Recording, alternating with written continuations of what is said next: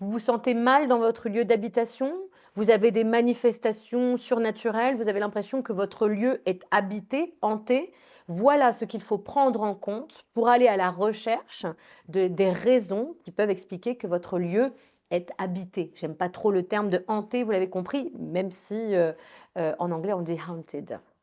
Il y a 3 plans à prendre en compte et on l'oublie beaucoup. Oui, mais ma maison, elle est neuve, elle date des années 2000. Oui, mais sur quoi repose votre maison? Sur un sol qui est très très ancien, chargé d'histoire et parfois de préhistoire.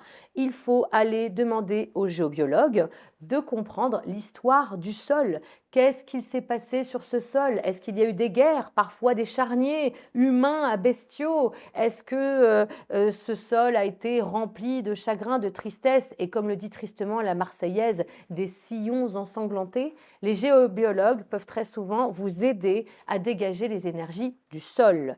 Petit 2, l'énergie des murs. Qu'est-ce qu'il s'est effectivement passé dans cette habitation qui peut dater alors tant de la Renaissance, de Louis XIV ou des années 70?